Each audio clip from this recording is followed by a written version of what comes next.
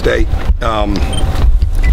They're playing obviously extremely high level. That game the other night was as intense as physical as maybe any I've watched on tape all year with their game with Purdue.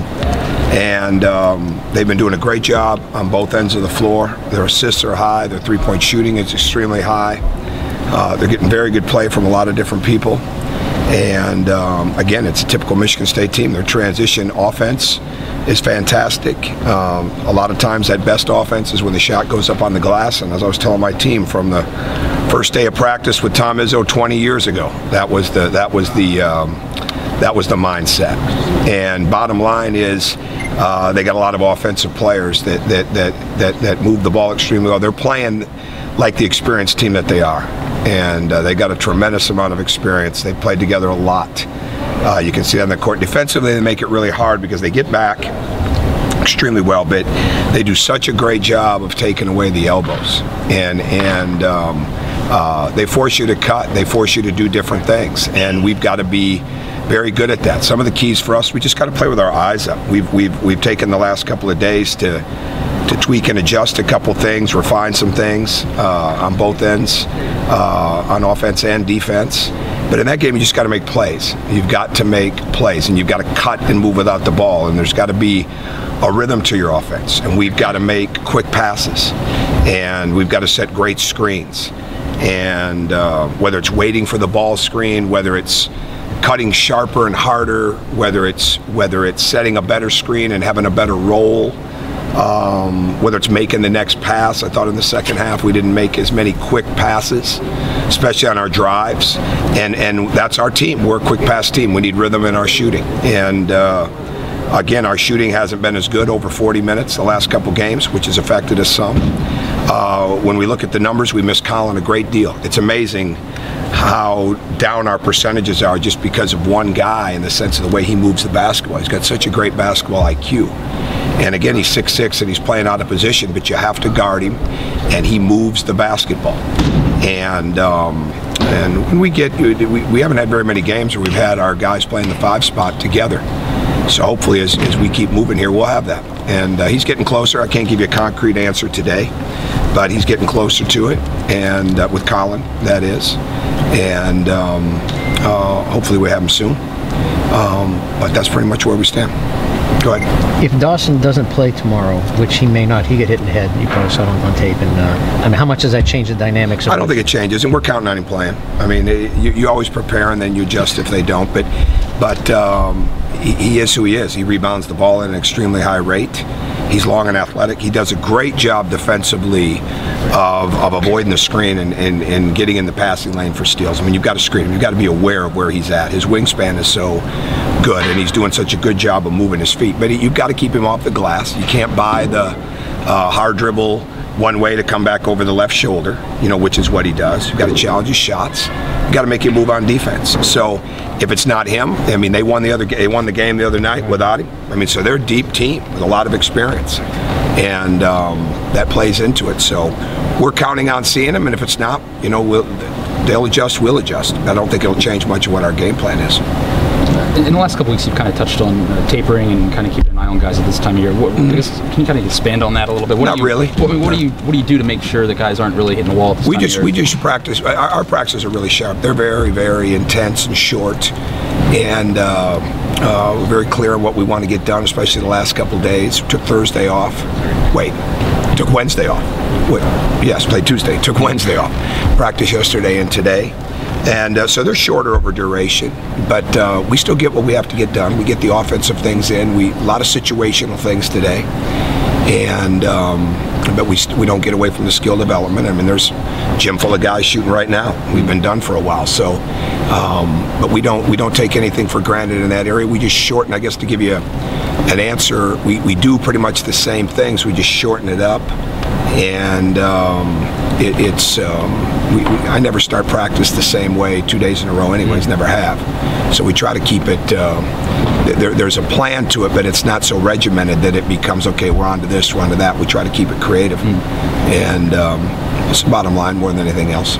You mentioned guys in Cook Hall shooting, on their own often. I mean, how do you make sure they don't overwork themselves? We talk about that some. But They're usually not going to do that. I mean, that can happen. I mean, we've got guys that are late night shooters. Yogi's a real late night guy. I mean late night, like 9:30, 10 o'clock at night. He's in here shooting the ball a lot. So again, I factor that in. I factor that into our workouts, and I didn't always factor that in a couple years ago. Will and Jordan and Victor especially. Will was a lot of early morning. Victor was a lot late at night, and they're so hungry to get better.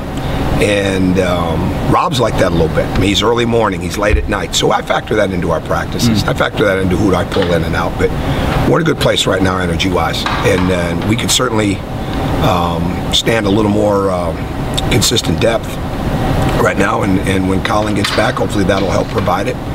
But our guys have got a good frame of mind. How do you manage senior day without any seniors? I mean, we got two managers I'm proud of. Okay. So Chad and Steve have done a great job here. But I mean, it just kind of goes to show. I mean, when they throw up that Ken Palm 336 out of whatever it is, that's our team.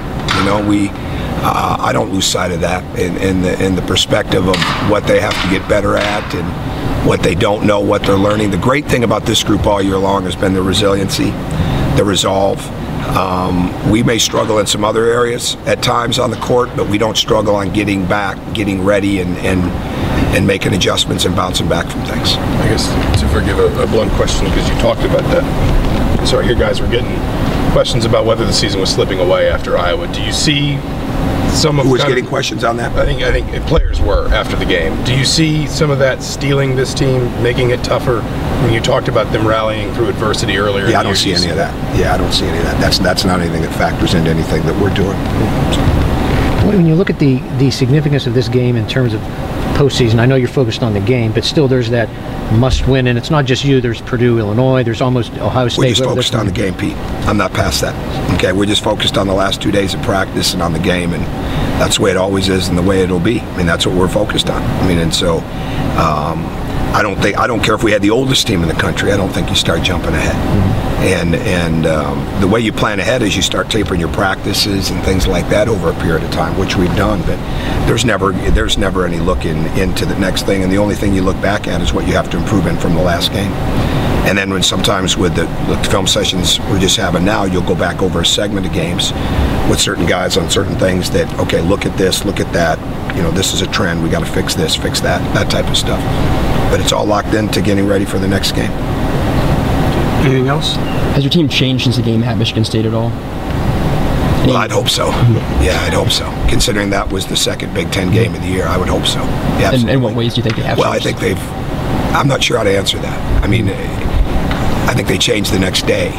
Okay, I mean, they've changed a lot of ways. They're better in a lot of ways. Everybody's better in a lot of ways, team-wise. So when we watch that film, we're a much different team, which we would expect that we would be, considering that that was the second Big Ten game of the year. I guess with all the noise that swirls around this program this week, do you sense the guys maybe rallying together at all? Is that I think our guys are fantastic.